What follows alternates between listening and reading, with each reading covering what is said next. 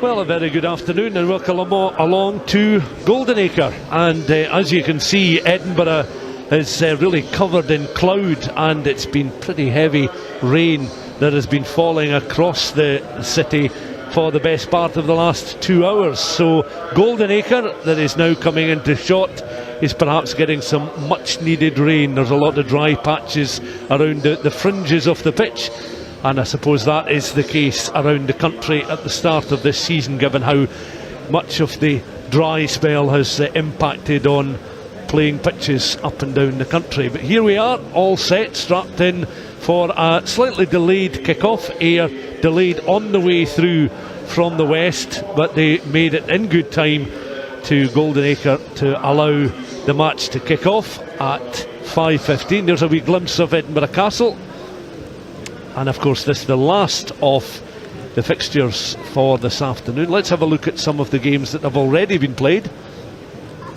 and we see that Watsonians were victorious away at Selkirk down at Philip Hall, 48-14 winners. The Border Derby at Pointer Park was a close affair, a 4-point win for Kelso.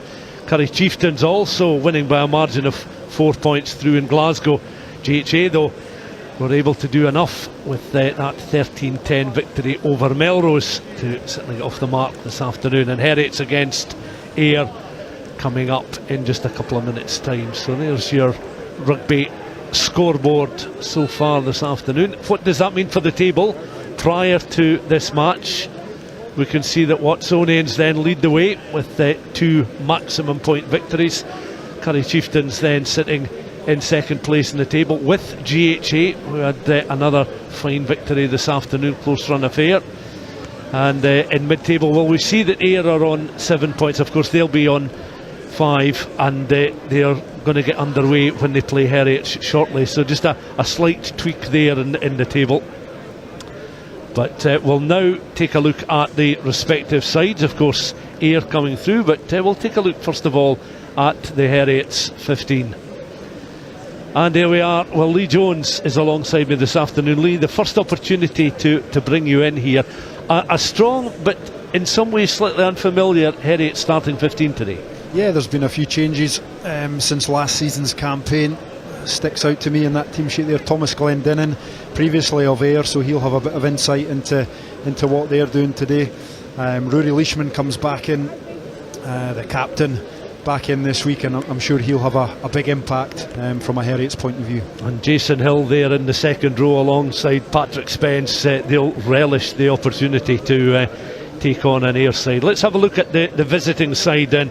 Well, you go back to a season ago when Ayr played Curry. I can tell you that 6 of those starting 15 players this afternoon played in that opening fixture almost exactly a year ago against Curry. There's a few new faces in there that have been perhaps around the fringes of the club, but that's an example there on the screen just now of a very settled looking team. Very settled, consistency, you know, both in terms of personnel and performance as well. I think by my estimations there was only 3 guys there today that didn't play in that final 4 months ago, so some real consistency, which is the challenge that this Ayr team bring to any team in this league. Yeah, well, Blair McPherson, familiar figure of course, the bald-headed Blair McPherson leading onto the field, the Ayr side, and then warm applause for Rory Leishman and Heriots as they then take to the field. Ayr in their familiar black and pink hoops, and of course Heriots in their familiar white jerseys with the dark blue hoops and the dark shorts. So they both peel away. Our match referee is Rob McDowell. Mary Pringle and Dave McKerville are the 2 assistant referees, so they'll get into position. Bobby Beattie will get this match underway. And as I say, the rain is bound to have an impact on proceedings because it was relatively dry up until the midpoint of the afternoon, but in the last 2 hours it's been extremely wet in the centre of Edinburgh. But I don't imagine it will bother both sets of players all that much as Bobby Beattie gets things underway with the kick-off there, just into the 22, and Ayr immediately are able to force an infringement from Heriots inside the opening 10 seconds. And it's interesting to see what Ayr will choose to do. opting for the corner, or as close to the corner as they can go. Fergus Johnston then pops that one down the left hand side. And of course, Lee, you go back to the playoff final when Ayr played Watsonians. Watsonians obviously just too strong. The reminder, they were too strong for Heriots in the semi-finals. Obviously it was a Watsonians Ayr final last year, but Ayr got off to a cracking start. Yeah, the game was almost put to bed within the first 15 minutes.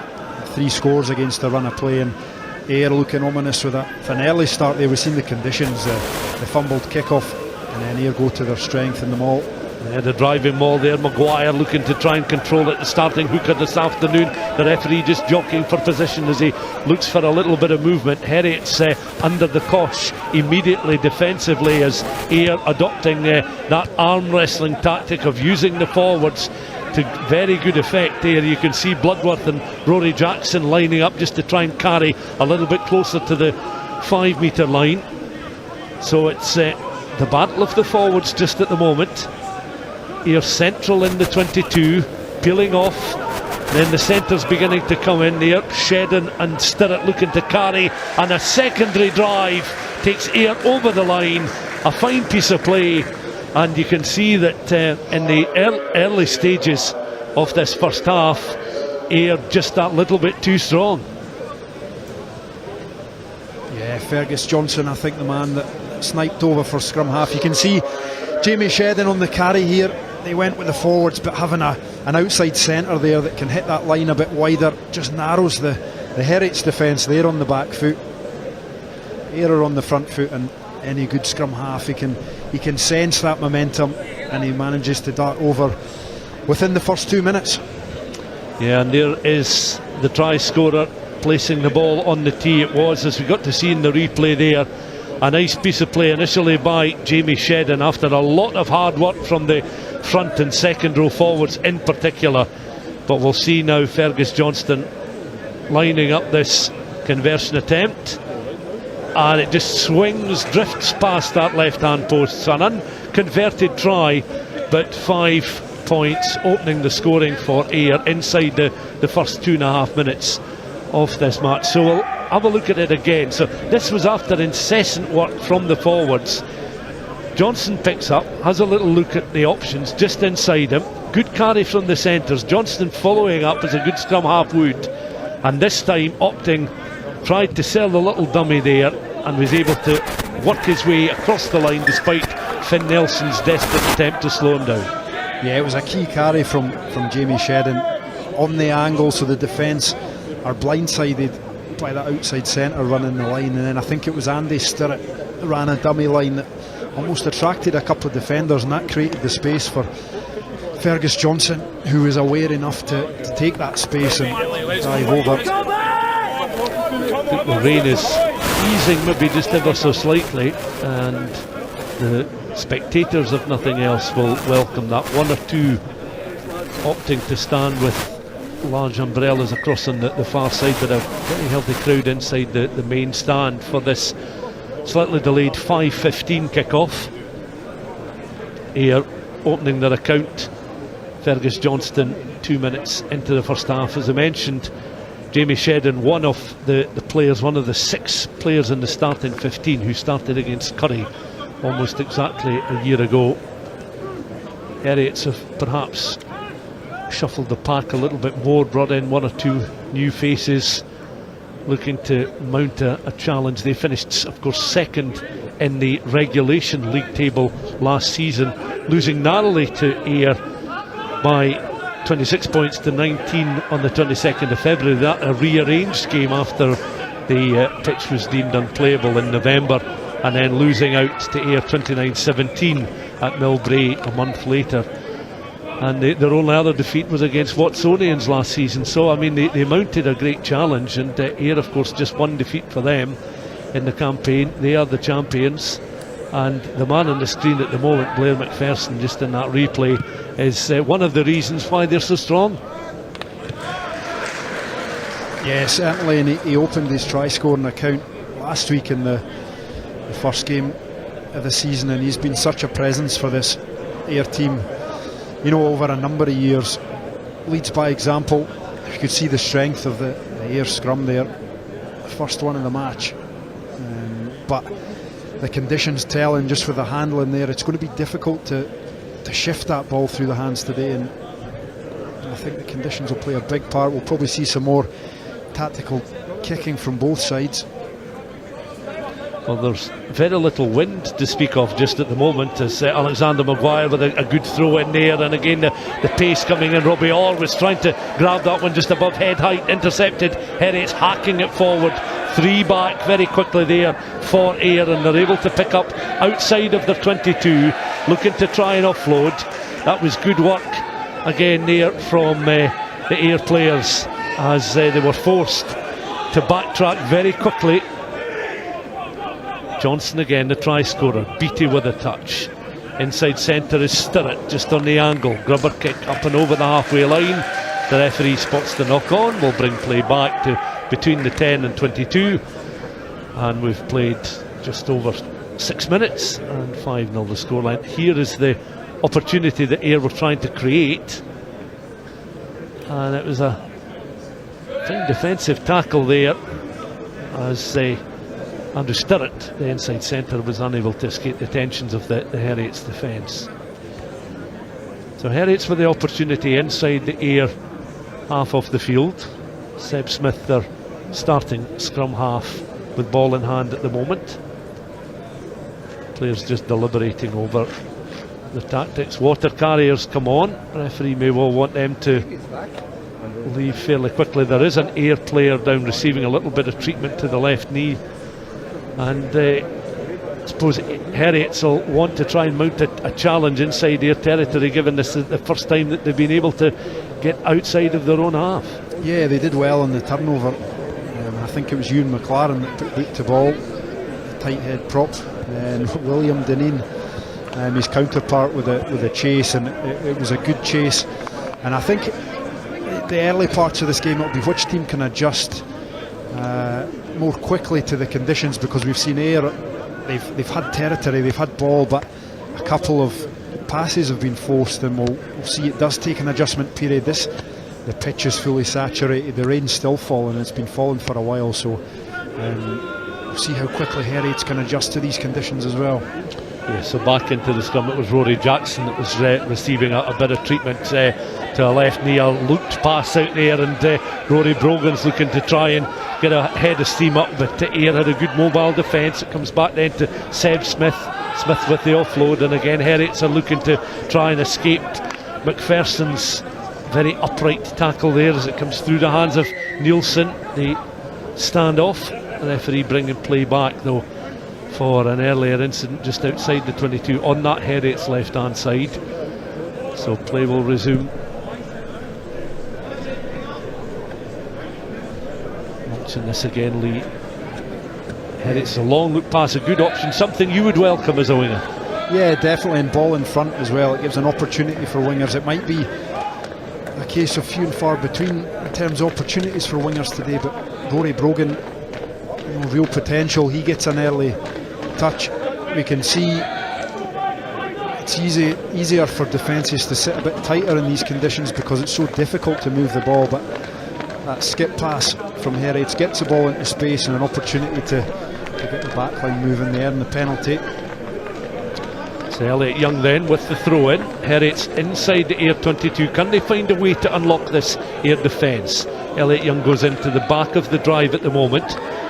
Seb Smith waiting with outstretched arms, ready to receive possession of the ball. McPherson gets back to try and slow Heriots up for a second time. The referee watching on, referee Rob McDowell in his green jersey this afternoon, and he certainly signals that Heriots have been penalised there, and there's a coming together of a couple of players, as is often the case. Maybe those in the forwards just getting a little het up, tempers fraying just ever so slightly, but a chance now for Ayr to clear their lines. Yeah, good maul defence from Ayr. It was one area that Heriots had a tough result last week against Melrose, 43-17 they went down, but they did gain some joy through some close quarter play in their maul, but Ayr up to the challenge on that occasion. So Ayr with the put in, scrum inside their own 22. And just to confirm, it's in between the 5 and 15 channels, closer to the 5 channels, so close towards the edge of the stand. And it's shipped out there by scrum half Fergus Johnston. Beattie was a bit of a decoy there, bypasses them. Centres looking to try and get a head of steam up there. Stuart and Shedden, and of course they've got Bardelli and Lanny as the two wingers, so plenty pace out wide. McPherson now down the heart of the pitch, certainly taking a solid challenge there. Both players will certainly feel that as it's been recycled. Beattie with the offload. Ayr tap tackle, players grounded. Harriets are able to intercept. Referee will come back again just towards halfway, and once more Harriets just infringing there. We'll get an opportunity to see this again, Lee. Yeah, you're looking dangerous from deep. It was Robbie Orr that straightened the line, and just to skip away. His sister scoring for the women's side today against Fiji earlier on. There was a big hit came in from, I think it was Ewan McFarlane, Blair McPherson. Big collision, which is a good feat. Yeah, the tight head prop up against the Ayr captain there, and no quarter-master given from both players. Of course, they know, many of these players will know each other so well, as the box kick lands just inside Ayr territory, and good footwork there from Robbie Orr as he takes the ball up and beyond that 10-metre line, looking to try and offload. McPherson goes in to support, played nicely there by Johnson. Out on that left-hand side, 11 and a half minutes on the clock.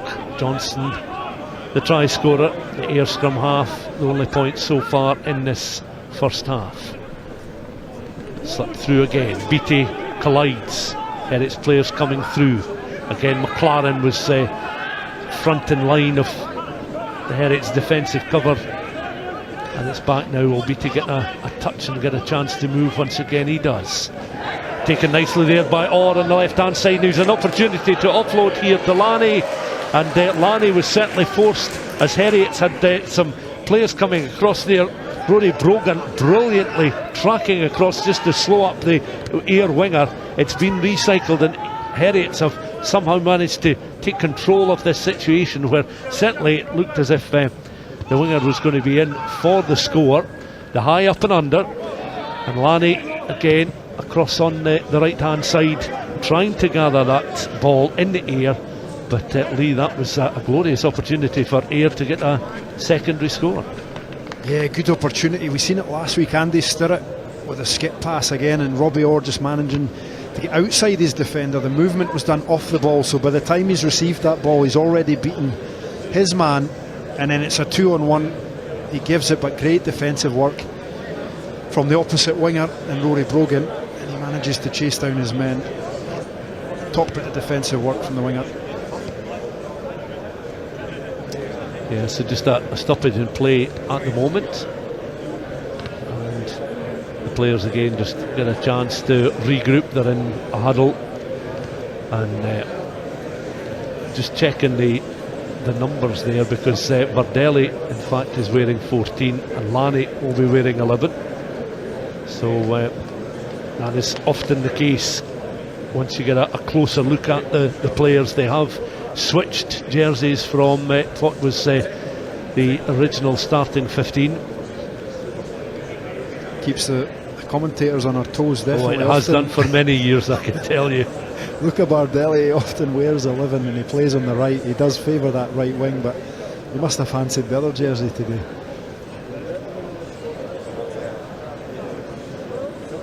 So there's a shot of the spectators inside Goldenacre, taking in this second week of Premiership rugby, Arnold Clark Premiership. We had a look at the results from a little bit earlier on this afternoon. This the last of the games to be played this Saturday, late afternoon into early evening, inside the ground in the capital. And it was, as I say, Fergus Johnston in 2 minutes, after a lot of work really from the kick-off from the Ayr forwards, that presented Johnson with the opportunity. And how often have we seen that, where Ayr can get really a grip on a situation, stranglehold on a situation, and without giving up that territory, they find a way to score. Yeah, and I think they've identified, because of the conditions, that first kick-off of the game, it was ugly in terms of a kick, but I think they were quite happy with that, because it was a bouncing ball. It was difficult to contain from a Heriot's point of view, which forced the mistaken knock on, and then that gives Ayr an opportunity to kick to corners, which is one thing you'll want to try and avoid as an opposition. Ayr scrum having looked strong so far, they've got a good platform on this right hand side of the field. So an attacking scrum here for Ayr, but credit to Rory Brogan for the tackle, because Bardelli was bearing down on the try line, but very quickly Brogan was over, and all Bardelli could do was try and literally fling the ball back in, as we see Beattie. Oh, a lovely piece of play there from the right boot of Beattie, and Ayr are in for a score underneath the posts. That was superb play, deft touch there, and Shedden was onto it very quickly, a broad smile on his face, and Jamie Shedden is in for the second try for Ayr in the first half now, almost 15 minutes old. But what about this? I mean, you'll appreciate this, Lee, the quality here from Bobby Beattie. He's playing at 10 today, and that lovely touch just from the outside of the right boot.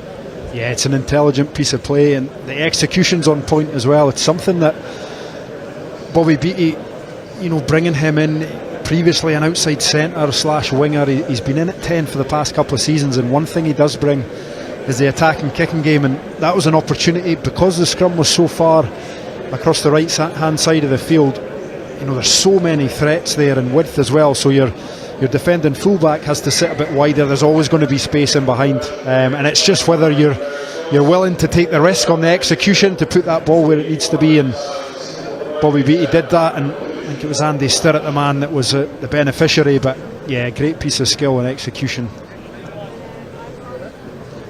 Yeah, you can see this again, as once more it was just Johnson, Beattie, and there's the run on, and it was the outside centre that was able just to latch onto it and score. Restart kick gathered then by Bardelli, and he goes to ground just on the edge of the 22. McPherson drives his way out of the 22.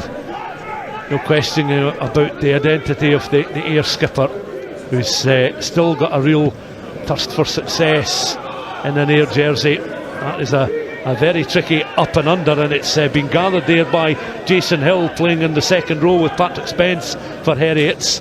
We'll look to try and work it through the hands. Now this is going to be a greasy ball to deal with as well, given the amount of rain we've had in a relatively short space of time. Brogan, his route beyond the 10 metre line was closed off there, as Ayr once again were able to organise their defence. So Herriets have been forced back the other side of the 10 metre line. They spread it all the way out towards the right hand side, looking to make inroads deeper inside Ayr territory, where they're leading by 12 points to 0. Herriets though will want some sustained possession and some pressure in and around the Ayr 22, but look how difficult Ayr are making it just at the moment, forcing Herriets to knock on. And Herriets, well, they got a little sniff of the 22, but very quickly they were forced back on their heels. Yeah, terrific bit of skill by Jason Hill. The kick was short, and he managed to gather really well to get some possession for Heriot, something they've not had a lot of so far, but they succumbed to the conditions a wee bit there, an aggressive defence and then a fumble. With one fumble it's always going to be hard to keep hold of that possession, and then the second one comes. It went backwards initially, but the second one went forward. It's a difficult ball to gather, and the scrum's something that we might see a few more of this afternoon. Yeah, so this scrummage central, just inside the Ayr half of the field, approaching the end of the opening quarter, 17.5 minutes on the clock, and this scrum being presided over by Rob McDowell, the referee. So Ayr very much bossing the proceedings then in the opening exchanges. just a delay at the moment as this scrum half just taking his time. So player down, receiving some treatment, and he's back on his feet now. So Heriot's back to a full complement of players. They're back on their feet, and you see that it was Thomas Glendinning who was the player receiving some treatment there. He's back on his feet and back into position. The referee happy then for the game to resume with this Ayr put in. Seb Smith then watching one side of the referee. Fergus Johnson, ball in hand. The Ayr scrum half, the opening try scorer, moves into position at the feet of McPherson. Picks up now, looks to gain ground over the halfway line. Now offload to scrum half. Referee though will bring play back again just to the other side of the halfway line, awarded it to Ayr, and his decision there has not really been contested by any of the Harriets players. Yeah, great piece of work in this hill there on the turnover for Harriets, but obviously the infringement at scrum means they go back. Ball's allowed to bounce, it doesn't go out to play. Nice cheeky kick over the head there of Luca Bardelli. Harriets looking to latch onto it. Ayr with the opportunity, but turnover ball there, so Harriets unable to get the ball beyond their own 10-metre line. And once more Johnson goes in, feeds Beattie out there towards the inside centre. Stuart, ball's floated out towards that left hand side, and Lanny, an opportunity for him perhaps to run down that left hand channel. He's caught. Harriets have to remain very disciplined defensively as Ayr regroup and try and go again. Once more Johnson goes in. Again, Ayr wrestle their way up and beyond that 22, looking for some recycled ball. Johnson's there very quickly, not the best of passes. Ball ricochets on the ground off some shins. Back it comes, and Ayr still in possession, still in that portion of pitch as you see between the 10 and 22. Johnson in again. Look to try and bring Tim Brown into play as he tries to carry, make his way up closer to the 22. McPherson this time it is that takes control, takes possession. Ball bobbles away, and that was a case of McPherson, a rare case where he takes the ball in, he's unable to release the ball. Heriots were very quick to get players over the top and win back possession, and perhaps importantly in doing so, but don't see this too many occasions. McPherson was isolated and Heriots did well to slow him up and then prevent him from releasing ball. Yeah, Jason Hill does really well. He was the assist tackler. He managed to hit McPherson as a secondary man and then release and get right back on ball. You know, it was scrappy at the ruck there, and Ayr had a lot of possession, but they were struggling to gain any momentum after Jamie Drummond's break. But Heriot's looking sharp around the breakdown so far. It's another throw in here for Elliot Young, this time right on halfway. That's an excellent take there from Rory Leishman, and Heriots now look to try and gather and get ball up over halfway, but Ayr win it back almost immediately. There's a grubber kick through. It's puts Rory Brogan in an awkward position because he had two Ayr players slightly different directions bearing down on him, but again Seb Smith was able to mop up, offload, provide the pass, and Heriots back inside the 22 now, using the boot then of Finn Nielsen long into the Ayr half. Ayr then try and return up towards the edge of the 10-metre line.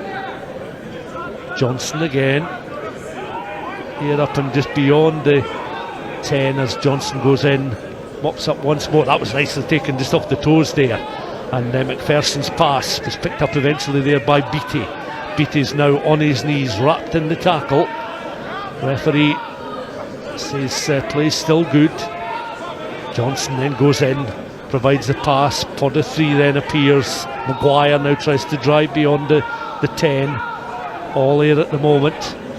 Another pod appears, and Heriots forced back as Ayr trying to gain ground, getting closer towards that Heriot's 22 with the scrum half in position once more. Again, they've been able to offload, and at pace this time. Robbie Orr was able to take that ball on nicely at pace, weaved his way around the defensive line of cover and across the line. A strong right arm and hand there to ground the ball down, and touchdown over the try line. A third score for Ayr, and again on this occasion they were a bit further out. They were the other side of the 22 when the forwards, having done a lot of work, were able to bring the backs into play.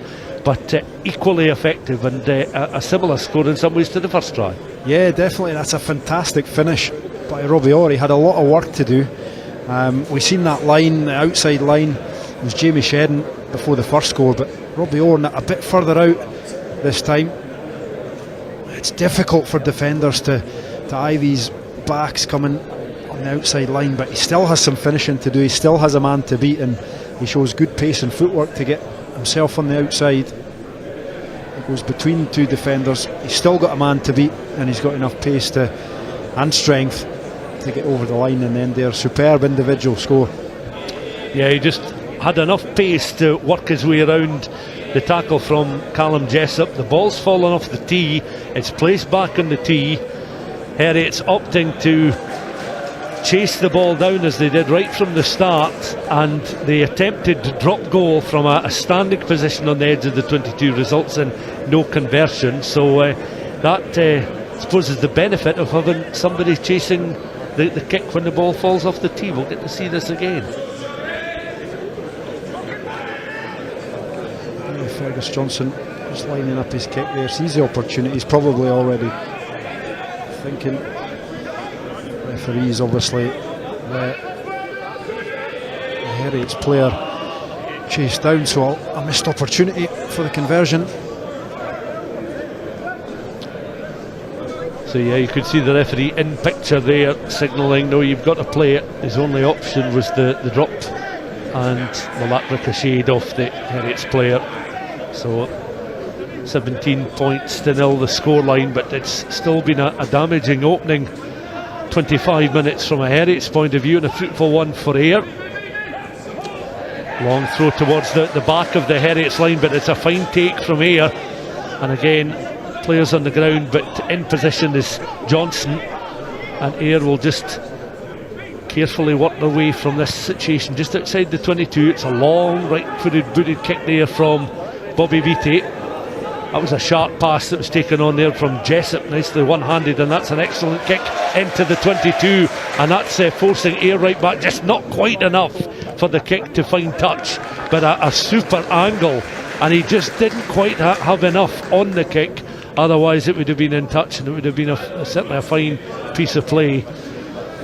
I'm just trying to remember exactly where he was when he actually released the kick, because that could well have been a 50-22 if he was inside his own half there. Yeah, it certainly would have been close. It was Callum Jessup with a reply, and what a reply it was. It went close to touch.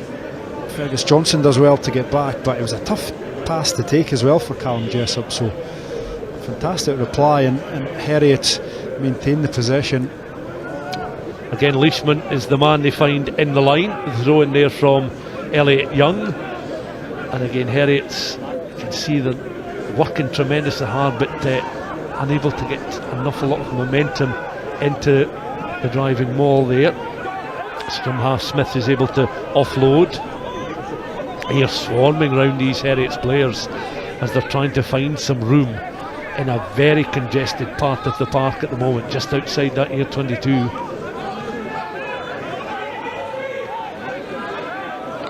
Again, Heriot's looking to try and dig the ball out. It's played off Finn Nielsen on towards the left hand side. Brogan thought about the grubber kick there, tried to work an opportunity in behind the Ayr defence, but he kept very neat and tight. McPherson involved once again, and once more he's back with Johnson, who's going to line up a box kick. Got the height on it. Both scrum halves were practising the box kick for some considerable time before the game. This time it's Callum Jessup with a high up and under. He gives chase, he tries to latch on to it. It's taken there by Shedden, but it's back and it's gathered this time by Rory Brogan. He's got some green plane to run into before he then launches a high kick down towards the edge of the 22, taken on this time by Johnson. He finds Beattie then. Heriots were looking to try and dislodge the ball from Beattie's hands there. Comes back on the Heriot side. Little grubber kick through then, this time from Zach Smith. But again, Ayr have 2 players back inside the 22 to prevent the ball going into touch. They find touch this time, so that's really the first sustained spell of kicking that we've seen from both sides. Yeah, and we probably expected more early on, but Ayr have tended to keep the ball in hand, and that was like you say, the first sustained period of tactical kicking with a bit of ping pong back and forward. We had short kicks, longer kicks. The backfield coverage was really good from both sides. Robbie Orr for Ayr, Fergus Johnson, and then Rory Brogan worked back really well for Heriots alongside Callum Jessup. And it's taken on this time by Thomas Glendinning. Doesn't look as if he's suffered any ill effects from that knock he sustained a little bit earlier on, but stripped by Ayr, and the offload on the deck is very good. And once more they maraud into that 22, they find the pass, again the ball taken on at pace, and they're in for another score literally underneath the posts. And it's his second off this first half. Fergus Johnson, who got things underway in 2 minutes from close range after some fine work from the forwards. He had a bit more running to do on this occasion to finish things off, but he was the grateful recipient once again of some fine play from the Ayr forwards. What an offload on the deck, and an excellent piece of running from the back row forward Ryan Sweeney to present the opportunity. Yeah, some really opportunistic work from Ayr. The possession was with Heriots, but it was scrappy at the line out, and it was Ed Bloodworth who he went through the ruck and then timed the offload perfectly to players running through. We've seen on a few occasions so far the players rushing on just a bit too flat given the conditions, but on that occasion they held their depth really well, and Fergus Johnson was the man that came through the end to get his second score, and he manages to convert as well.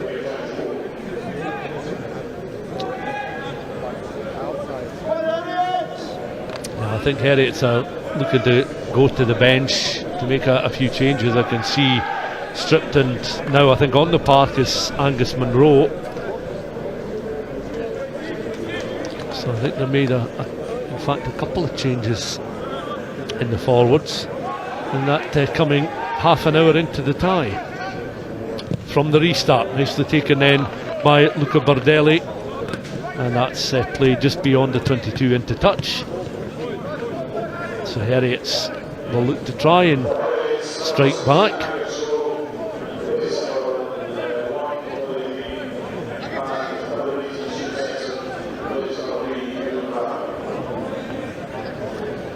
So Stuart Cessford and Angus Munro are on the field to play. I think Stuart Cessford is wearing a blank jersey this afternoon. William Dineen has certainly been withdrawn on the half hour. So 2 changes then in and around that front row for Heriots, and the ball played through that Ayr defence, grubber kick into the edge of the 22, goes into touch. Rory Brogan, the short side winger there, opting to put the ball along the floor off the short side wing. Not a bad option given the conditions. It forces Ayr to exit from deep. So Munro and Cessford, the 2 replacements on for, you would imagine, the remainder of the first half at the very least. Ayr this time throws into their own 22. The throw-in, I should say, is inside their own 22. The line-outs have been a little bit further down the park in most cases, but it's taken on this time by McPherson. He goes to ground, offload. Beattie has it now, bypasses one, gap appears, and again the centres finding their form this afternoon, taken on brilliantly there by Stuart, galloping up and beyond the 10-metre line. Johnson in very quickly. Ayr looking to try and reorganise. Again, look at the aggression from Ayr as they take the ball up towards the edge of the 22. and slowing up the recycled ball just ever so slightly this time, as once more McPherson has ball in play and ball in hand at the moment and tries to go forward. Beattie back to go once more, Stuart with a pass, scurrying up there was Robbie Orr looking to try and gather. Herriot's have done very well. Now Jason Hill, he'll be a determined figure to try and make an impression on this game now as it comes back through the hands of the scrum half there, Seb Smith, and launched long, but Ayr have two back. And that's a lovely kick there, bounces once, goes into touch just on the edge of the 22. So yeah, just confirmation that Angus Munro and Struan Cessford, the players on for Harriets, just in the final 10 minutes of the first half. And an interesting call there, could be injury, could be tactical leave. Yeah, it's Heriot's picked up a few injuries last week at Melrose. Whether it's tactical or not.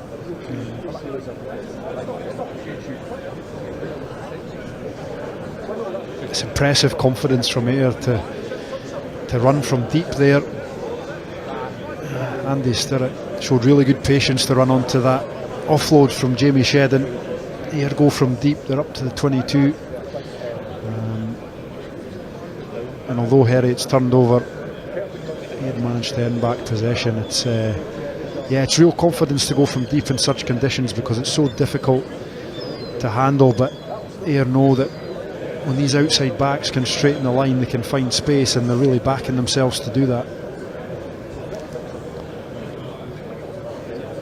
So these breaks will in some ways suit Ayr more than they will Heriots, because Heriots will feel that they need to have a spell in the game, and you can see that the referee has been surrounded by a few Heriots players there, backing away now, and I suppose there's a case for each of the respective captains at different times in the match to at least have a one-on-one with the referee if there's anything that's particularly concerning them.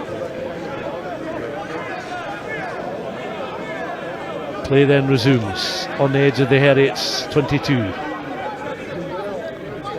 Hill goes in again, and Ayr are able Heriots are able through Seb Smith to launch that one down towards that halfway line. That wasn't quite the cleanest of takes there from Robbie Orr on the halfway line, and the ball goes into touch, provides Heriot with the opportunity to throw the ball in just inside this Ayr half of the field. Just missed time there from Robbie Orr, but good exit kick from Seb Smith, the Heriots 9. So Elliot Young throws the ball in. You can see Angus Munro at the front of the line for him as the ball now works its way through scrum half and left wing onto Angus Hunter, the inside centre, but he's tackled, and Seb Smith then goes in once more. Three out towards the right hand side. One of them was Finn Nielsen, the hooker, but back come Ayr once again, and this is good play from Bardelli, looking to aim the kick downfield long, bounces a couple of times, trundles into touch, and that's an excellent piece of play once again, because that presents Ayr with the opportunity there with a 50-22, and there is Bardelli with a broad smile on his face, because it almost came off for Heriots earlier in the tie when a kick was just short of going into touch, but when it's going for you and you've got the skill set, then certainly Ayr are in that position just now where this particular visit to Goldenacre is bearing fruit for them just at the moment. Yeah, that's a hugely positive piece of play from Ayr and execution from Luca Bardelli. I think Heriot's just shown the importance of accuracy in these conditions. With a bobbled pass in the midfield, it allows that defence to almost swallow them up and force turnovers.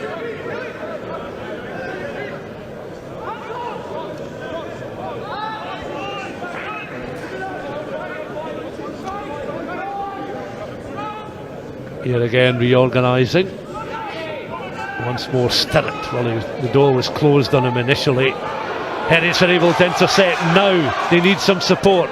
Ball carrier is just beyond the break line there, and Patrick Spence did very well indeed. It comes back now towards the standoff there. Finn Nielsen, a gentle kick out towards the right hand side. The ball just about kept in play. You could see the intention was good there. The referee comes back there because Heriots were playing the advantage and they opted to float the ball out towards the right hand side. So this is a period of advantage there, and they just couldn't quite gather the ball in on the right hand side. Glendinning sliding down on the turf. But as I say, Heriots were playing an advantage, so they'll now play from hand. A lengthy kick downfield. Some excellent kicking now, Lee Jones, from hand, certainly in the last 10-15 minutes or so, because suddenly Heriots find themselves deep inside Ayr territory, and how they would love a score in the final 90 seconds or so of this first half. Yeah, the difference there, just forcing Heriots right into that 22. Good piece of kicking there. It was Finlay Nielsen that identified the space on that far side. He was unfortunate with the bounce, but they came back for the advantage, and then he's found a really good touch. Nice ball played into the line out. Ewan Young then has control of the ball, just tucked under his left arm, looking to drive towards the line. Heriots have been struggling to get some real momentum in the ball. They've got the advantage at the moment though, and it comes out now through the hands of Smith. They'll look to try and find some chinks in the Ayr defence. Smith goes in again very quickly. Referee still signalling the advantage. Now he puts whistle to mouth. They'll come back for an opportunity for Ayr to go again. So back for the infringement. Jason Hill just in front of the referee.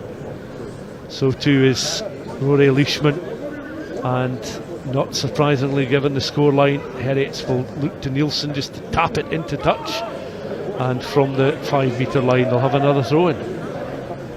Yeah, a real opportunity for Heriots to get themselves back into this game. The Ayrshire defence under real pressure, which forces them to infringe, and you'd say likely that the last play of this first half, as Heriots look to, you'd imagine, go to them all. Thrown towards the middle of the line. Elliot Young again goes in. You can see that McPherson was back into the drive just to slow things up. Heriots beginning to swing round. Referee jockeying for position. This is the closest Heriots have been to the Ayr line in the entire first half. Cessford and Monroe, the two replacements, then looking to try and add their considerable bulk. But Ayr holding firm just at the moment. Smith now just backs away. Spence, hands and hips, ready to go again. The giant lock forward in just behind his scrum half.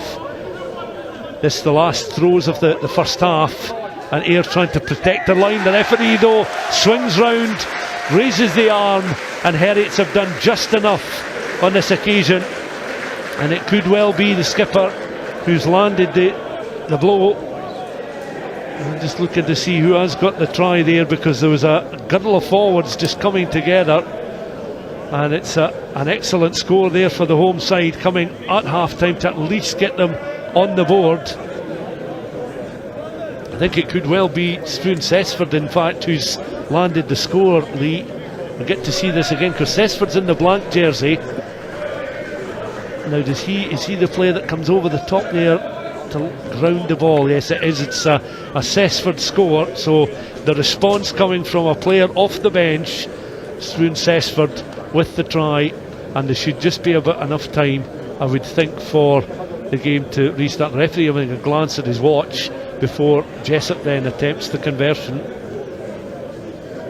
Yeah, good patience by Heriots. The Maul, they managed to stay on their feet. Eventually Ayr brought it down very close to the line, and it was Cessford. They managed to just commit an extra Ayr defender into that Maul before he skips outside and gets himself over. Well, that looks to be an excellent conversion from practically on the touchline. The referee signals that we have reached the end of the first half, and certainly that is the brightest moment for the home side. And Callum Jessup with the conversion attempt then successful. So Ayr with 7 points on the board, but rather Heriots with 7 points on the board, but Ayr with 4 tries coming in the early stages of the first half. So Lee, let's take a look at those tries, and Ayr opening the scoring inside 2 minutes. Worked nicely then. The two centres, the decoy run, the carry from Shedden, and the scrum half picking up Fergus Johnson, a player that's grown in confidence in recent times, grounding the ball. Yeah, definitely. It came from that. The very first restart, the players had an extra half hour to wait till kick-off, but Ayr starting very brightly. It was the carry from Jamie Shedden on the outside as the centre, and then Andy Stuart manages to just pull a couple of Harriets players from that defensive line with a dummy run, and Fergus Johnson alert to go over early on. This the second of the scores, and again made by the halfbacks. Lovely little touch there from Bobby Beattie, the standoff, and then the centres, well, the two of them were literally queuing up there, Shedden and Stuart. Shedden just pulled away and was able to make his way outside centre over the line, but a lovely deft touch there from Bobby Beattie, and there you can see the Ayr 13 outside centre over for the score. Yeah, so many options to defend, and the space was in behind, but the execution has to be there, and it was. And we look to Robbie Orr now with that similar line to Jamie Shedden early on. He has a lot of finishing to do here, and it was from a bit further out. There'd been some scrappy play in the lead up, but Ayr managed to help possession, and Fergus Johnson finds that fullback on the outside, and he finishes well with pace and strength. Really elusive running there, and Jessup just unable to stop him. So this is the last of the Ayr scores in the first half, not the last of the tries. A lovely offload on the deck, again great strength inside the 22, and Fergus Johnson, who we watched score in 2 minutes, then landed the second of his tries, the fourth for Ayr in the 29th minute. But an excellent piece of play. Ryan Sweeney with a good carry, lovely offload, and there's the finish, and a grateful recipient, the Ayr scrum half. And just before the conclusion of the first half, a replacement, Struan Cessford in the blank jersey. Over he goes. Huge frame of Cessford, nobody was going to stop him there. Referee signalling the try was good, and Herriets, for all their efforts and hard work and the defensive work, they wanted to at least get some points on the board before the interval, and that was the end result there. And a fine conversion as well. So myself and Lee, been an entertaining opening first 40 minutes, 5 tries in all. We'll take a quick break, but we'll be back with second half coverage very soon. The Scotland women's rugby team are making moves. To a stadium we've dreamt of, a stadium every rugby player dreams of. We're making moves to Scottish Gas Murrayfield. Scotland women face England's Red Roses in the Guinness Women's Six Nations at Scottish Gas Murrayfield on Saturday the 18th of April 2026. Join the movement. Mark and Samantha have tied themselves in knots trying to find a new car. It's not rocket science, Mark. Why isn't it easy? It is easy. With Arnold Clark, not only do we guarantee the UK's best used car deals, you can search and compare thousands of cars, adjust your monthly payments, and value your part exchange, all with a few clicks. Find your car your way. At Arnold Clark, we make it easy.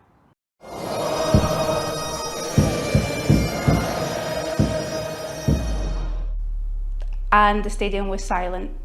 And I thought, oh dear, this is not good. Well, the music faded and 67,500 fans were left alone to sing. Hi, I'm Julie Beales, event lead for Scottish Rugby, and I'm going to tell you how the second verse of Flower of Scotland became a cappella at Scottish Gas Murrayfield. So it was 2008 Six Nations. On the day I was the show caller for all of the entertainment, and I was doing the dress rehearsals with the massed pipes and drums. The pipe major of the band asked me if I wanted them to rehearse 1 or 2 verses, which I thought was a bit unusual, but I double checked with my manager at the time and we agreed to speed up rehearsals. We would just do 1. Little did we know that he actually asked for the live performance. So as the pipe bands marched on, did their thing, in front of a full packed stadium, they came to the anthems and the pipe bands struck up and played the first verse. And then as they got to the end of the first verse, they just stopped. And the stadium was silent.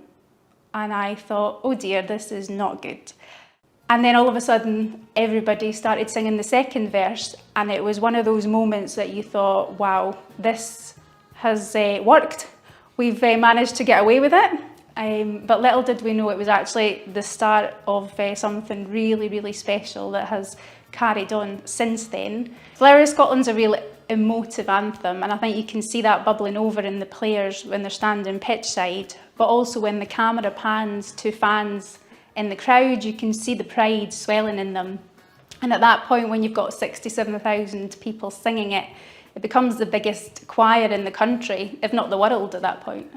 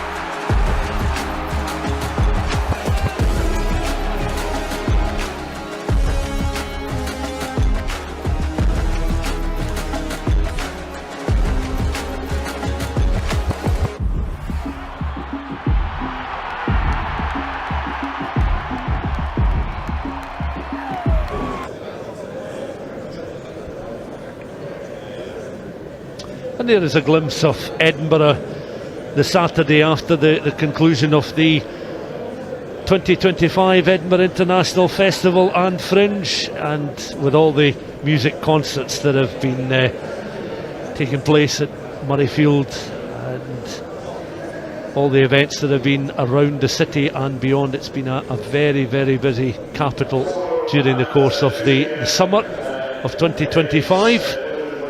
But Goldenacre is a hive of activity just at the moment. The players in the respective changing rooms will be heading onto the pitch very soon. 4 tries to 1. Ayr have the advantage. Fergus Johnston scoring 2 in that first half. The Ayr scrum half opening his account and his team's account inside 2 minutes, scoring his second and Ayr's 4th, the bonus point in the 29th. Jamie Shedden and Robbie Orr also on the score sheet for Ayr, and Heriots opening their account on the stroke of half time. Struan Cessford off the bench on the half hour struan Angus Monroe.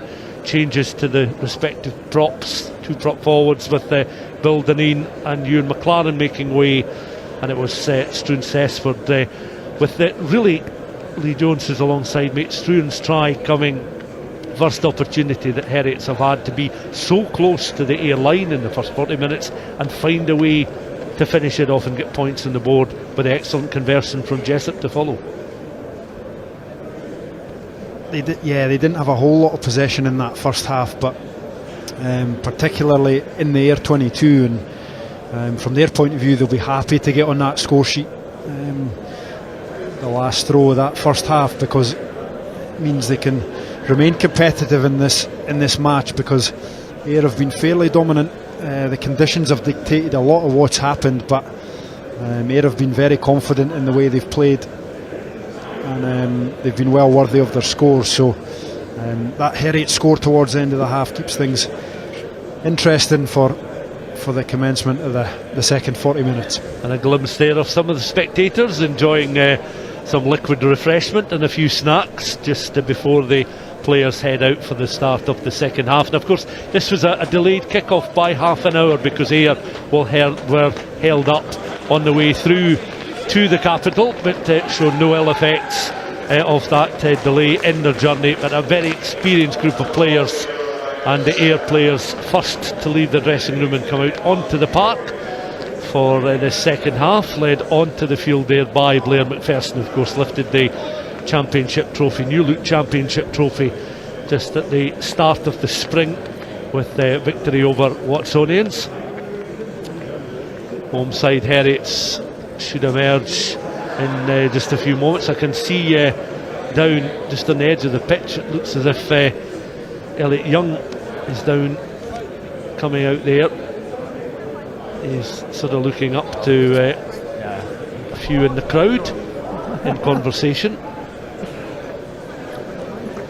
I know what else works. Still no sign then of this group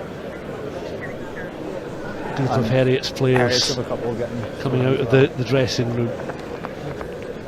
After a difficult week last week, Lee, with Heriot's I think conceding over 40 points at Melrose, they'd certainly wanted a better start, knowing how good Ayr can be if they get a good start.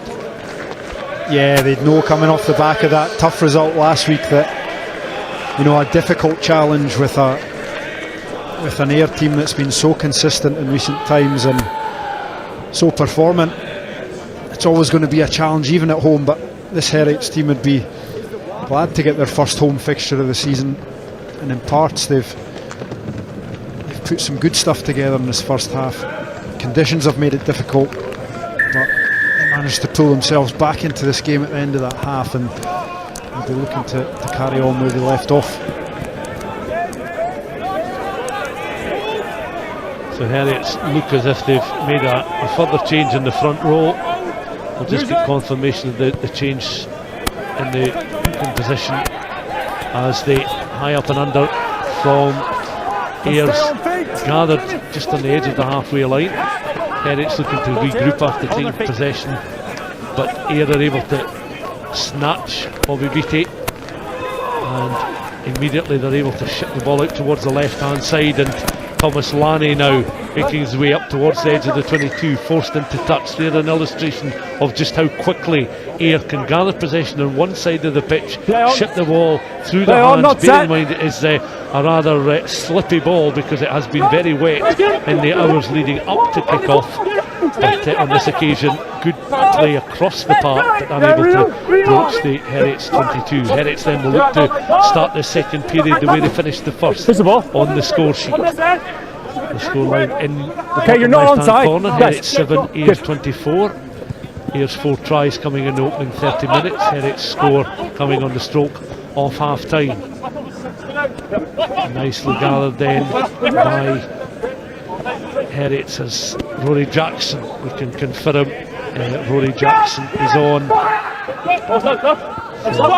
No. That is a confirmed change then for Heriots. Same as the one in the first half. As we now watch on, Ayr winning the referee's decision there. Heriots penalised.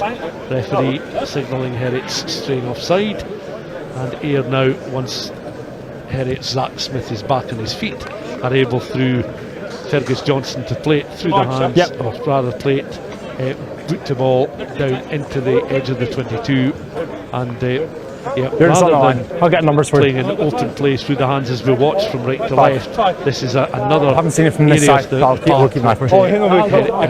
are very, very good at, and has thrown the ball into the line out, setting up a driving maul and pinning back a side that are desperate to get points on the board against them.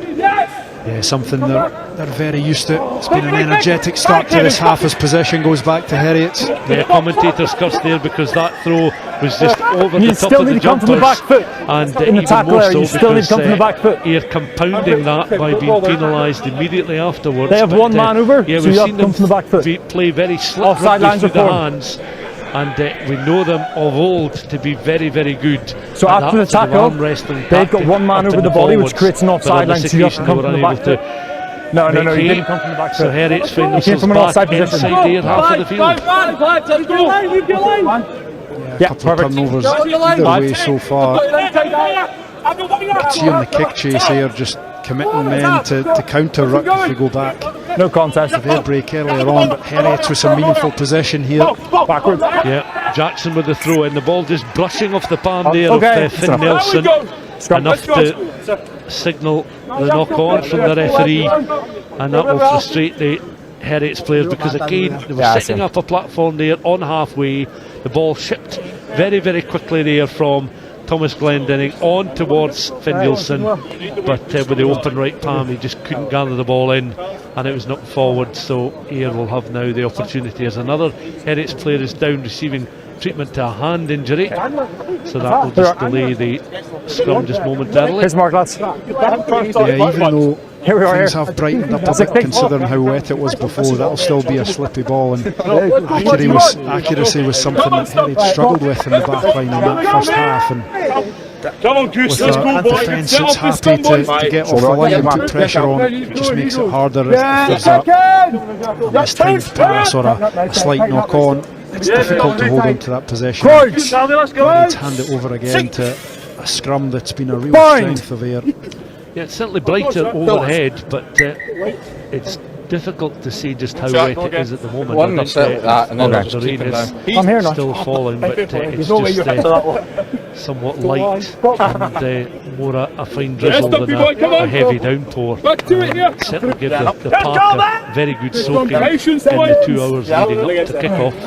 You can see, I'm sure on the screen, just the number of dry patches certainly on either wing and in portions of the 5 and 15 channels either towards the stand. So I'm sure the ground staff will be delighted that there's been a bit of rain on the park, as McFarlane is able to find his scrum half, and Ayr once more. Lovely long loop pass out towards the right hand side, and again Luca Bardelli trying to gain some ground and incentive to get into that 22.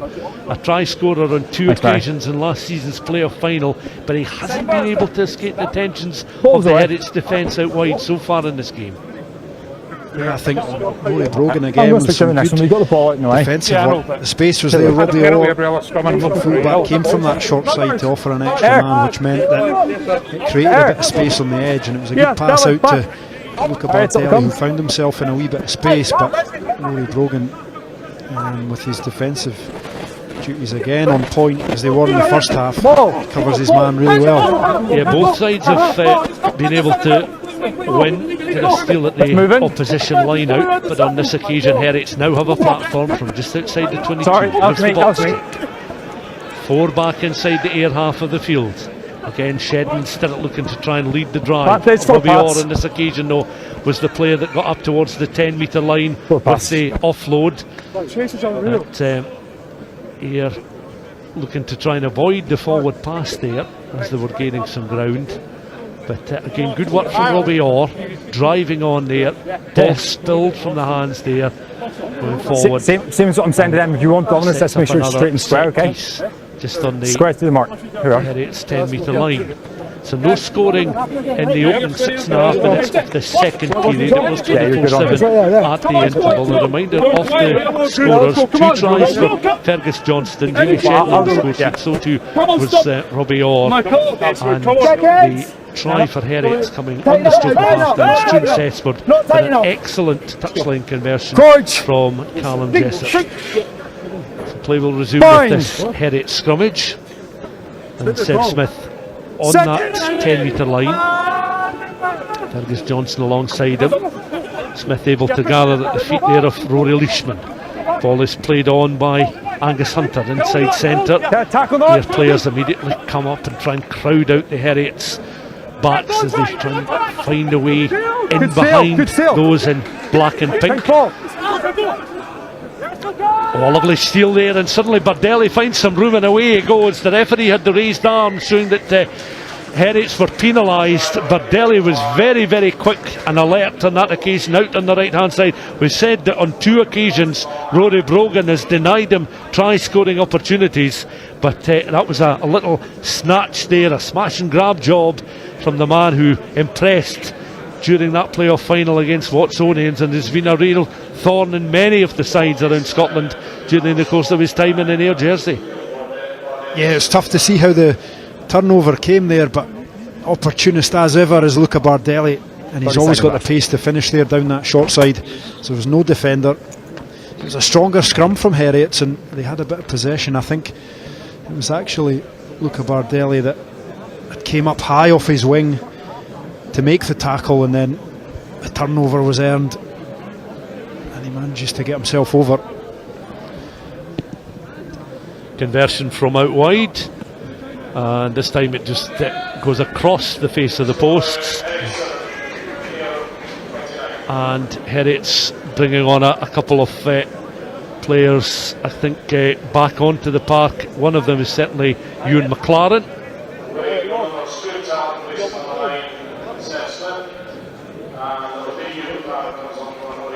So Herriot's then.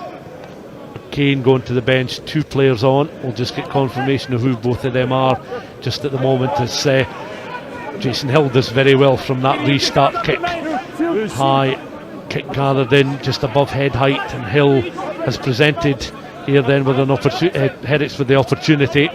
So Herriot's have made the change at scrum half, and again it's an opportunity for them from this situation, other side of the 10-metre line. Full back and right wing link up, Jessup and Glendinning will try and play the ball back in field, looking for openings. McFarlane off the bench, or rather back in play, because he was a starting 15 player, but he's had a period of about 15 playing minutes on the sidelines. Ayr this time are making 3 changes. You can see that Baird, McNamara and McGowan are on the park. In fact, it looks as if it's 4, because Calabray has also come on. So 4 changes coming in the 50th minute then for Ayr. And I would imagine Lee Jones alongside me, that'll certainly not weaken this Ayr side in any way. No, there's a few recognisable names coming from that Ayr bench, and just probably Grant Anderson looking to freshen things up a wee bit. It's been a fairly scrappy start to this first half for both sides. Ayr managing to steal a score down that far side touchline. It was a great competitive kick-off from Harriets to win the ball back through Jason Hill. They managed to get a wee bit of momentum, but then just a forced offload in the midfield swings the possession again. Yeah, and shot there. The 2 replacement scrum halves, ball in hand. Adam McGowan squats down, able to feed the ball in. Then it's trying to apply some pressure. Bobby Beattie with the offload, gets it once again, looks to try and find a way through there. He was able to cut inside Glendinning. Nice piece of running this time from Thomas Lanny down the Ayr left hand side. Adam McGowan goes in once more. So these players having plenty of the second half to show what they can do.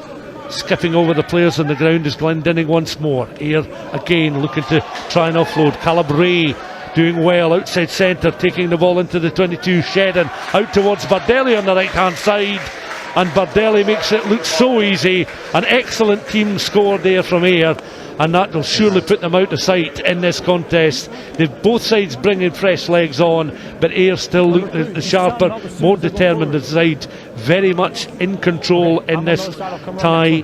34 points to 7 with the conversion to come. Yeah, there was nothing opportunistic about this one. Some great offloads in the lead-up play. Jamie Shedden with this one. It's more of a pass than an offload. It's Luca Bardelli that goes over again, but it was Bobby Beattie in the lead-up down this stand side that managed to get the offload away, create a bit of space. Struan Tallick, actually, the Heriot scrum half, was the man that covered across. He made a good tackle on the touchline, but Ayr managed to recycle the ball. Fantastic offload. Caleb Ray in the midfield as well, the prop that just came off the bench, and that just opens up that Herriot's defence. Players running into space, and that conversion again just across the face of the posts. 34 points to 7. 6 Herriot's 6 tries for Ayr. Herriot's with the sole try, and this from just behind the posts they were attacking. And again, the centres have played very well indeed. Shedden in particular on this occasion, the architect for the try, with delaying the offload, allowing Bardelli time to peel away from the Herriot's defence that has denied him on 2 occasions so far. And well, he's in for his second try, because of course he's scored already in the second half. So 2 of the 6 go to Fergus Johnston, scoring in the first half, and a further 2 by Bardelli in the second half. Bobby Beattie, ball in hand again, looking now to Robbie Orr, launches the ball downfield. Ball bounces a couple of times inside the 22, launched downfield, ball finds touch in between the 22 and the 10 metre line, and Ayr have another throw in, and they really are now turning the screw in this game. You come straight in and put your knee on his back. Yeah, there's a real sense of that. A smart decision. He's doing his best to get out of the way there. Jamie Shedden, it was, puts boot to ball, it goes deep, which forces Herriets to clear, and then Ayr get the possession back with the line out. So a good bit of tactical kicking. We need a hooker. There was always a temptation to move that ball to width when there was so many numbers. Bobby Beattie put in the miss pass, but then great option to put boot to ball. So here again, just biding their time, knowing they've got 6 tries on the board, and this was a difficult contest for them both occasions last season. Here at Goldenacre, 26-19 was the scoreline on the 22nd of February. 29 points to 17 the scoreline, and Ayr victory at Millbrae almost exactly a month later.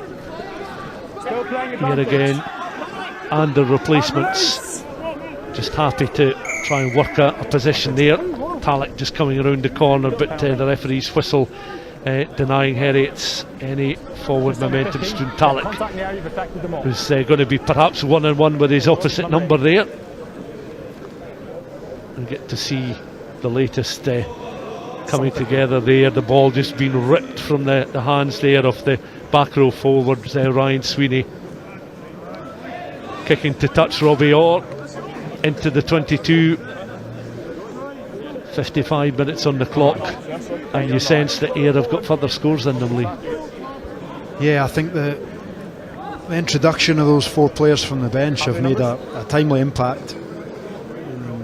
Adam McGowan looks full of energy at scrum half, as does his opposite number, Talek, but Caleb Ray with the offload in the lead up to the score as well, and they look rejuvenated, but turned over again.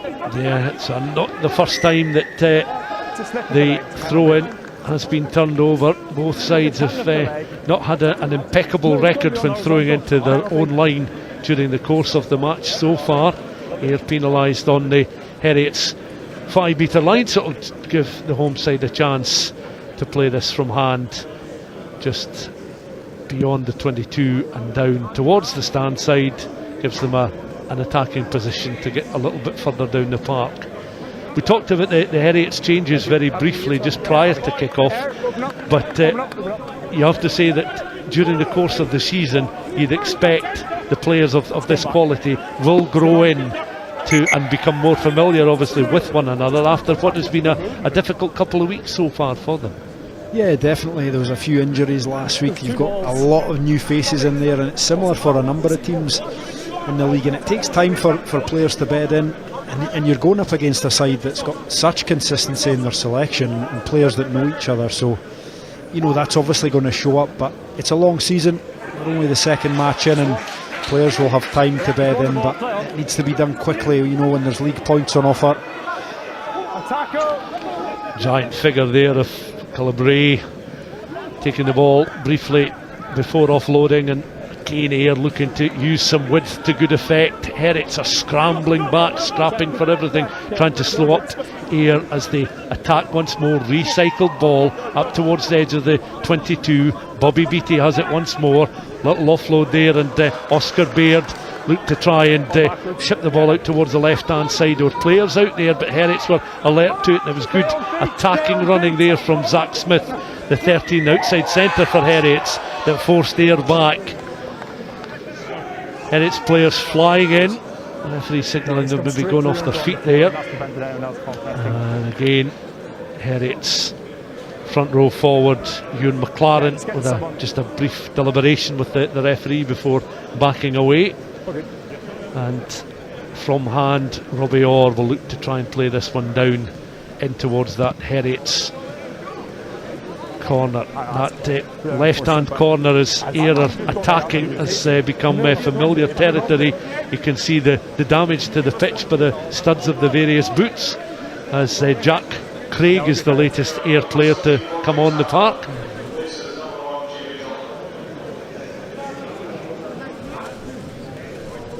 So Rory Tanner has also made his way onto the park, replacing Jamie Drummond. So a replace at loose head prop for Ayr.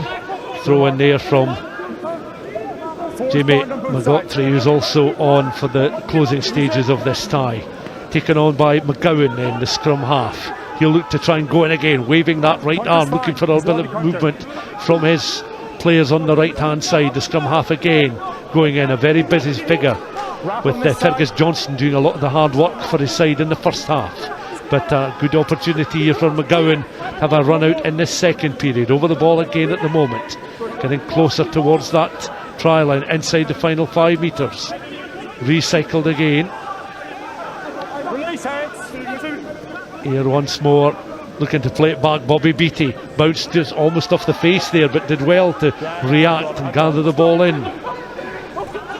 Heriots players again looking to try and come through and disrupt, but once more they're camped the wrong end of the pitch, trailing by a margin in excess of 25 points now, and the referee again signalling that Heriots are penalised, so the players strung along their own try line, and Ayr will take all the time they need to try and work a way to unlock this Heriots defence for what would be a 7th time. Adam McGowan, the ball tucked under the right arm. Rain continues to fall, looks as if it's going to get a little heavier as well during the course of the next few minutes. That was certainly the forecast. By 7 o'clock it was to be pretty wet in central Edinburgh.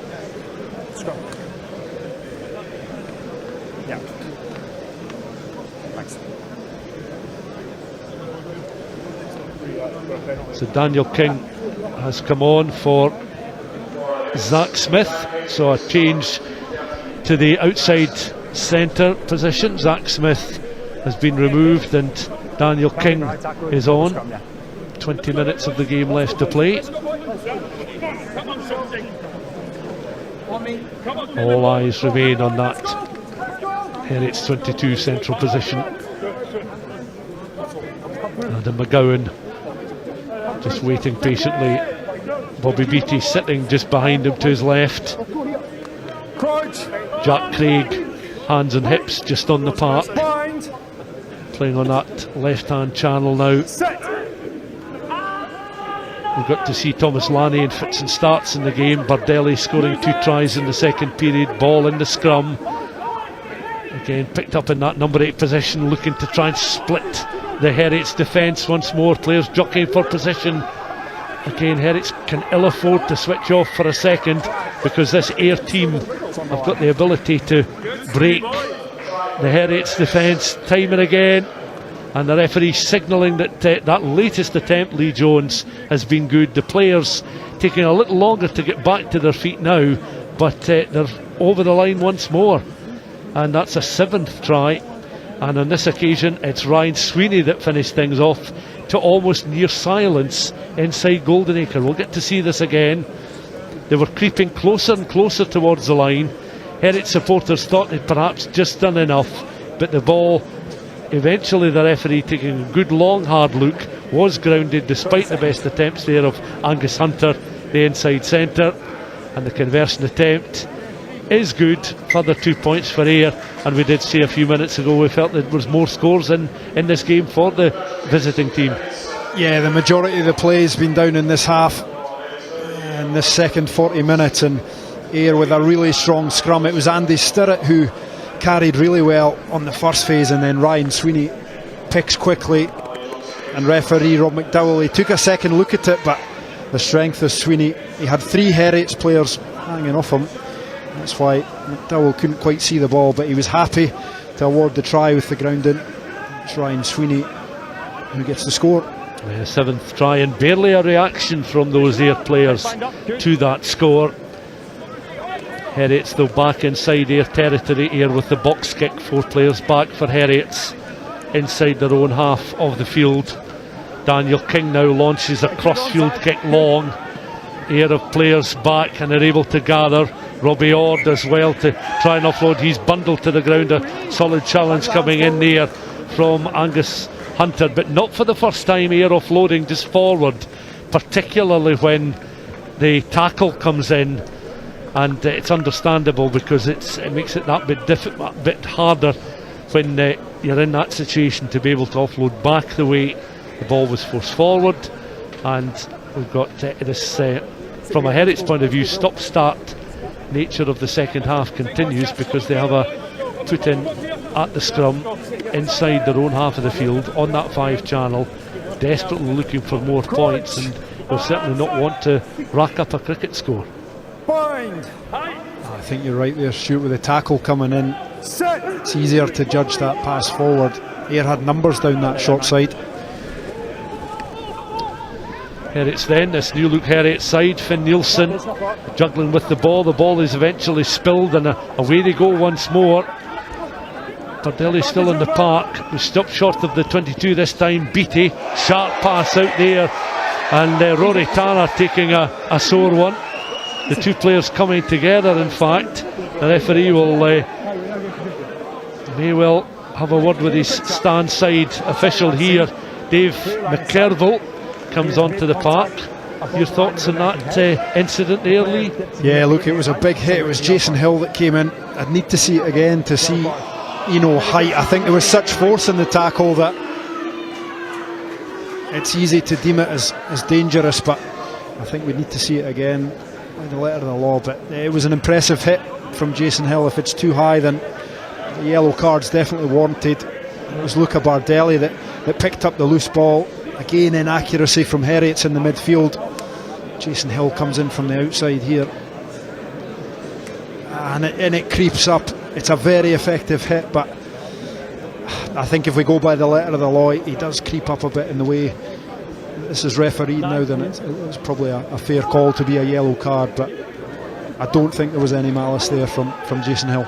As Ayr now on the drive, looking for another score. This is something that they're so good at. Over they go once again, and once more the players just take their time to get back to their feet.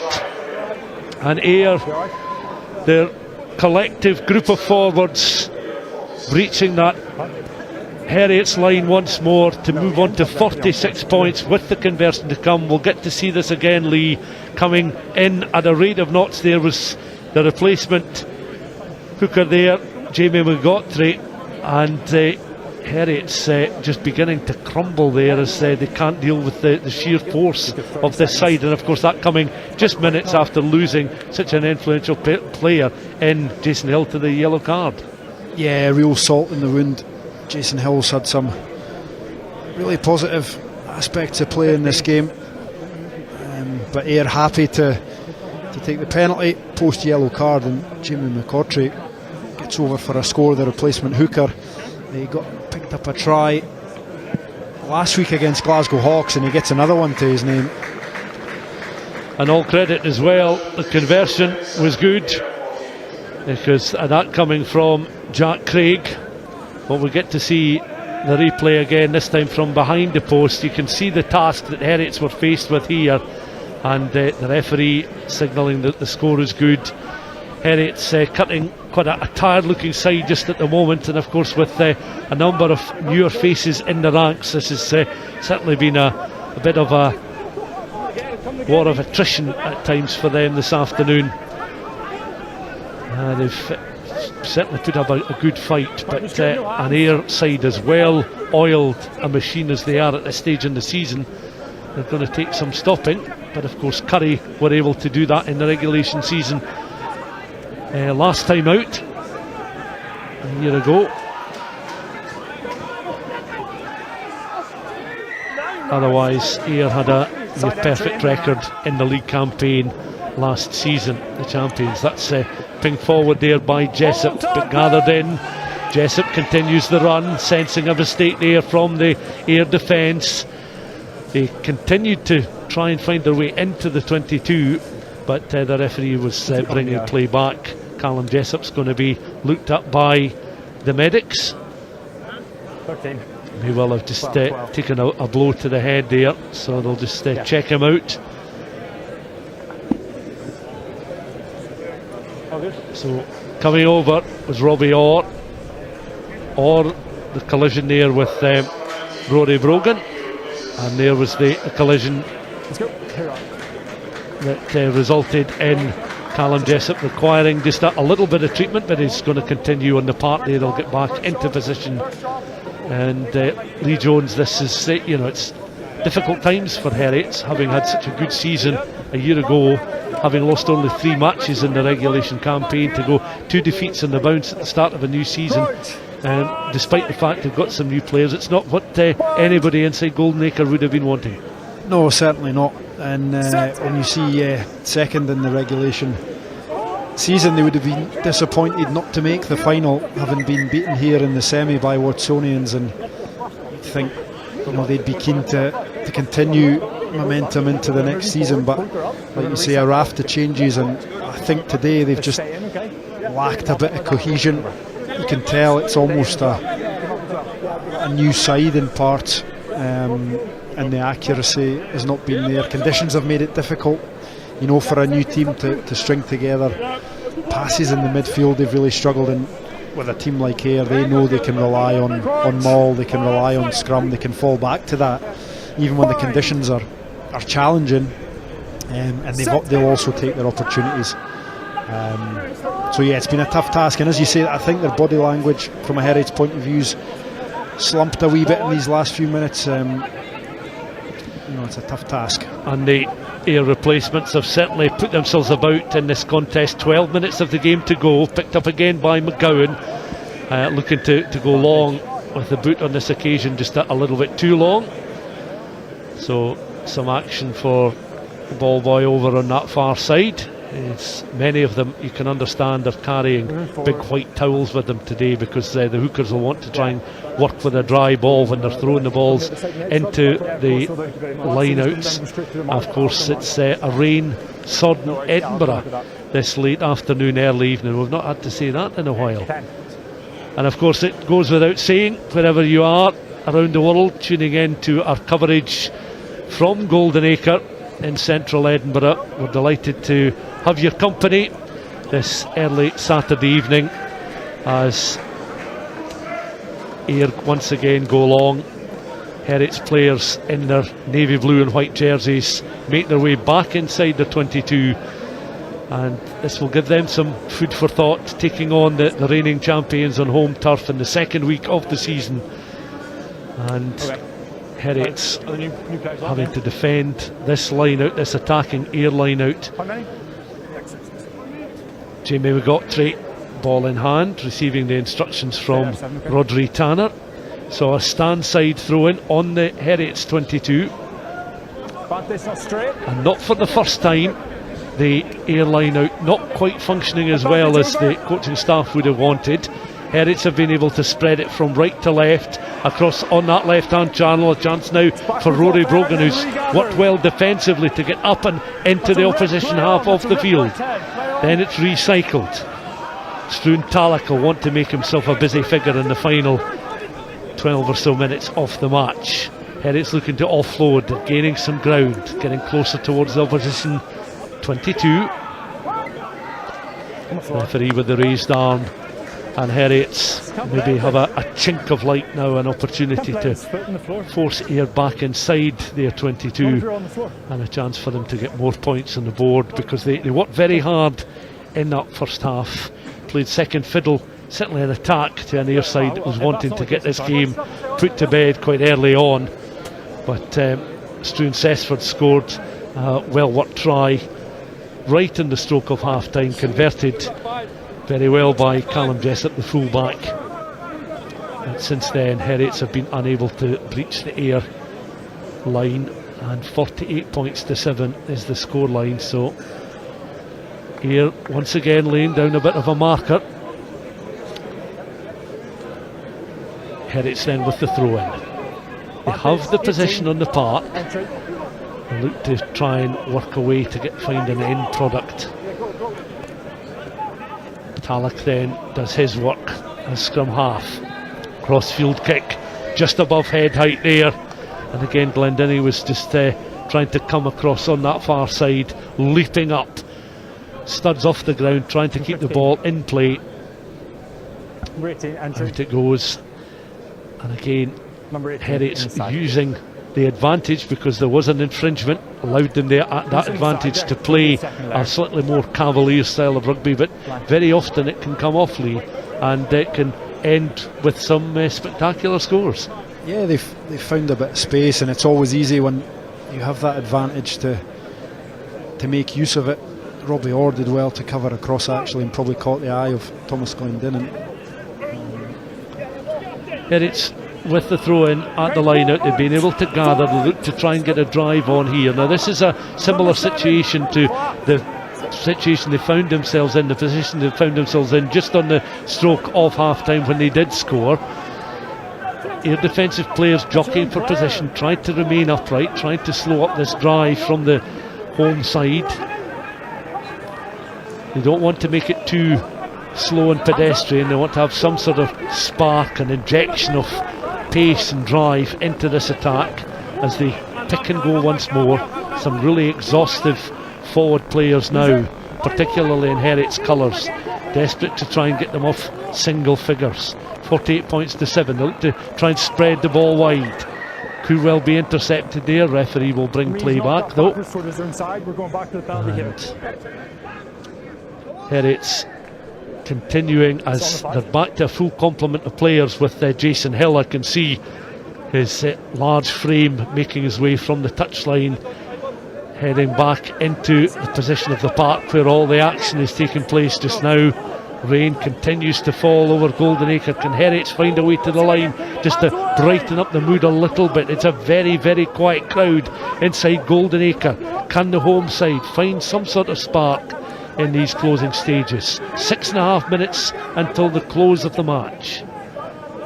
Ayr on course for another bonus point victory. 2 from 2. And they've got the advantage here, Heriots. The referee again having a good look, squats down, says they've been held up as they work their way across the line. Rob McDowell's not had to do that all that often inside the Ayr half of the field. And back they will go to that 5 metre line. Lee Jones, from a winger's point of view, this is when you perhaps want the forwards to give it up for a little while and bring the backs into play.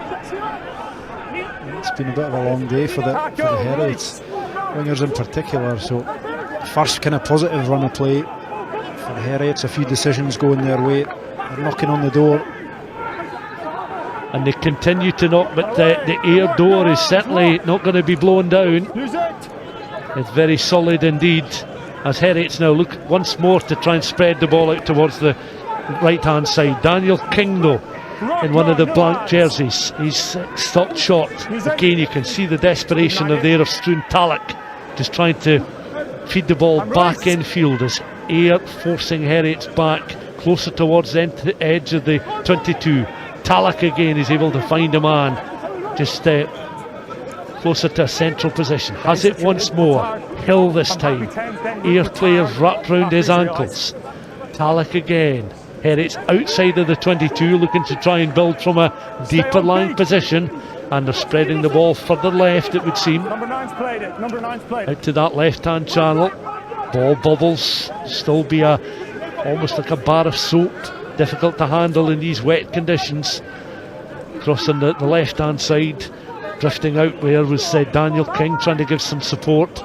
Hill again grounds the ball back, makes it available to his replacement scrum half Tallock. Now some open space for Daniel King to work into. Well, he's found Thomas Glendinning. Glendinning will go down inside that 22. Two players were very quickly across to try and block the Heriots right winger, you would see. Ball goes loose there, was spilled. Referee happy to allow play to continue. And the red-headed figure there of Struan Tallock, right in the thick of the action, tries to play one underneath the legs there, an unconventional pass, but it's come off. But Finn Nielsen unable to wrestle his way out of trouble there and out of the grip of the Ayr defence. Once more, Jason Hill, he's had some memorable moments inside this ground over the years, but you'll want to forget this afternoon, you would imagine. Little grubber kick in behind the Ayr defence, that could well produce a score, and Heriots are in for a try. 3 minutes before the end of the break, end of the tie. And you have to say, Lee Jones, well, we did mention earlier on we were going to call for the wingers to get involved at some stage. They did. Little grubber kick was a way of getting in behind the Ayr defence. We'll get to see this again, a fine piece of play. Yeah, definitely, and I think it's Rory Leishman, actually the man that finds himself on the wing, and that tells you how many phases there were in the build-up play to this score, because Heriot's had possession for certainly the longest period that they have in this game. As we said, which almost feels like a good 5 minutes ago, Heriots were knocking on the door. Ayr pushed them back, they pushed them back. It was scrappy, but Heriots managed to hold on to possession, and Rory Leishman with a great bit of skill to put it on his toe, and then the pace to finish it off as well. That's a real positive for Heriot. Yeah, almost up there with Bobby Beattie's grubber kick, and another excellent conversion from out on the left hand side. So 2 tries produced by Heriots, a lot of hard work and ingenuity, certainly in the second, a lot of hard work in the first, because it was the forwards crashing over from close range inside the final minute of the first half. But some great creativity there shown by Leishman, the skipper, and the Heriots number 8, and an excellent conversion as well from out wide. So they have made double figures, 48-14, and we're into the final minute of the game. Bobby Beattie with the restart. Beattie, who enjoyed a spell down at the Melrose Sevens back towards the end of May. Last time I was working with Lee. And again, Struan Tallock in very quickly. Heriots will play right to the end. May want to try and find one more opportunity to get a further try on the board. Finn Nielsen, grubber kick, but giving away possession to an Ayr side who are coming onto the ball again at a rate of knots. Bobby Beattie once more. Robbie Orr up with play as well. Ayr looking to spread the ball out towards the left hand side. Jack Craig comes in off his wing, recycled by McGowan. Close towards the 22. Ayr steal it once more. Played forward there by Daniel King. Big right boot. Takes play down inside the Ayr half of the field. Bardelli peering on the left hand side this time. Tried to bring Robbie Orr into play. There's the referee placing whistle to mouth, blowing for full time. An emphatic win in the end then for Ayr by 48 points to 14. And the champions from last season have continued their fine start to the new campaign. This was always going to be a tricky fixture, but this new look Heriot side, well, in part certainly a new look Heriot side, unable to live with Ayr this afternoon, will no doubt go through the tries as they were coming thick and fast in that first period, and let you watch once again the scoring moments for both sides. Glenn McPherson makes his way back onto the field as the players shake hands, and from a Heriots point of view, Lee, that was a sore one, and on the back of a disappointing result last week, but they, I guess, know where they are at the start of the season and know what to do to try and improve. From an Ayr point of view, that was a case of doing what they do best, and we've seen it all before. Yeah, 2 tough fixtures to open the season for Heriot, who were back at home today, but a tough Ayr side turning up at Goldenacre, and you could see the Ayr players coming off the bench. There's such competition within the squad as well. They make it difficult. They want to make it difficult for the selectors. Real competition for places, and you could see that with the guys that came off the bench. They made a real impact. Ayr finishing the game last 20 pretty strong, although Heriots managed to get their score and they had to work very hard for it, but they did well to make double figures.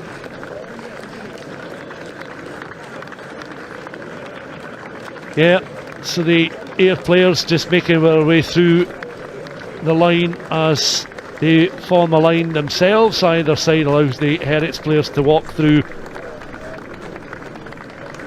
and that's a further 5 points for Ayr on the board.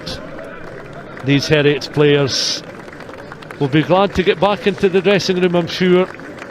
They will chew the fat this evening, try and work out ways to improve in the coming weeks. And Jason Hill, the only player that was carded in the game, one of the last to make his way through the line there.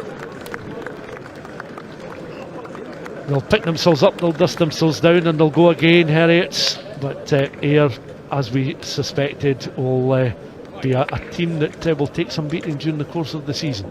Yeah, I think from a Harriets point of view, some good individual performances in there. You know, Jason Hill had the yellow card as a mark against his name, but apart from that, he had some good pieces of play. Rory Brogan, the young winger, was really effective as well. As now we're going to have a minute's silence here for Graham Dahl and David Milne, and both men passed away in recent weeks. So just at the conclusion of this match, there's a minute's silence.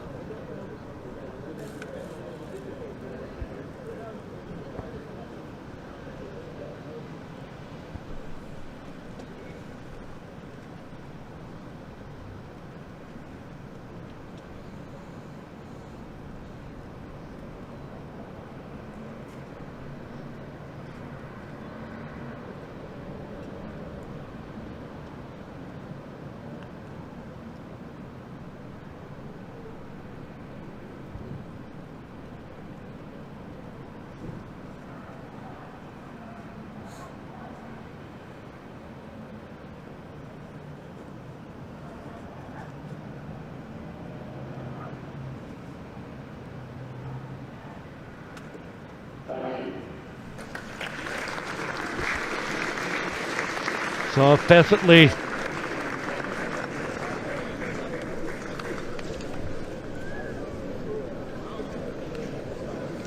well observed minute silence as David Milne and Graham Dahl are remembered by everyone inside Goldenacre.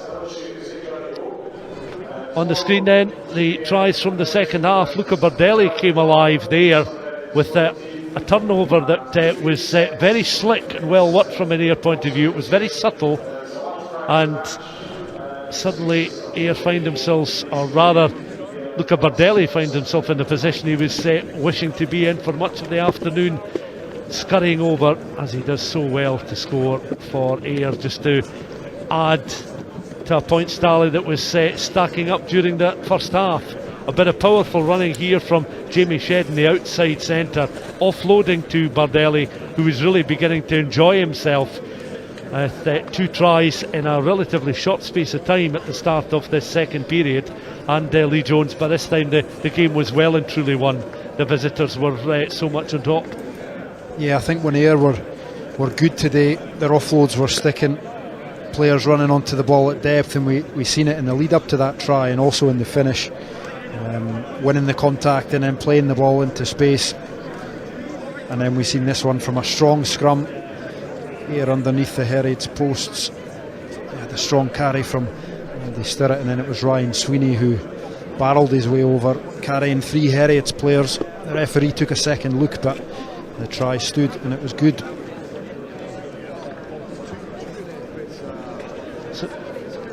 So Ayr really just showing their full repertoire during the course of the afternoon, and again this is something we've seen so often. Jamie McCautry coming off the bench, the replacement hooker, and a drive from close range. And by this stage, you know, the Ayr players were barely celebrating the scores, but again they were, you know, just making sure that every opportunity that was coming their way wasn't going to be passed up.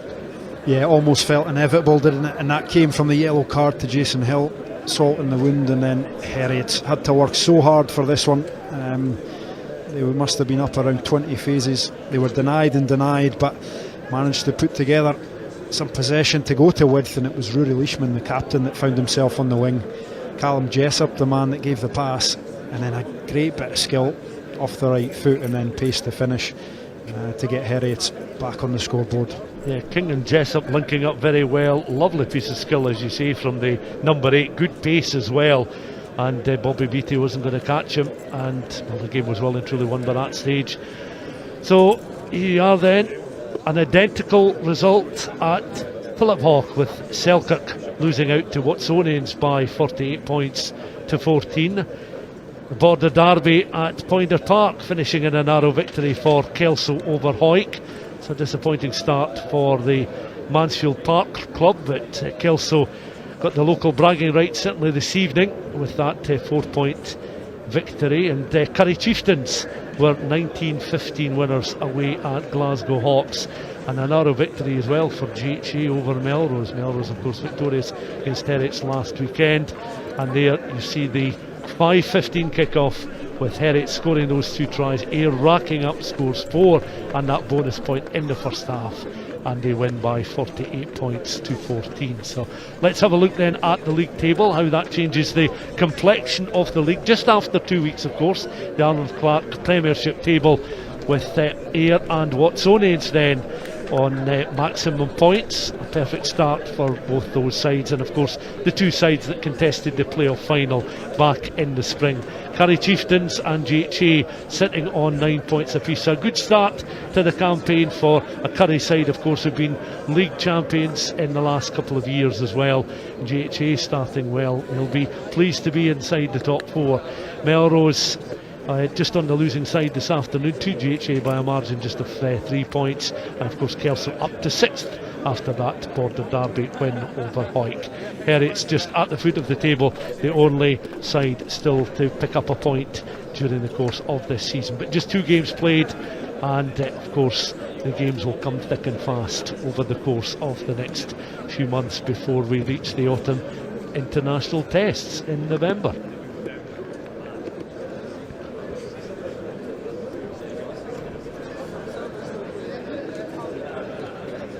So there we are. Thank you very much for your time this afternoon. It's a little drier, I'm glad to say, and we should be able to get outside Goldenacre before it gets too wet. But just time to tell you that there'll be a selection of live matches from the Arnold Clark Men's Premiership and the Women's Premiership on BBC Alba, BBC iPlayer, and on the BBC Alba YouTube channel during the course of this season. The next live match will be on Friday night when Hillhead Jordan Hill host Biggar in the Arnold Clark's Women's Premiership.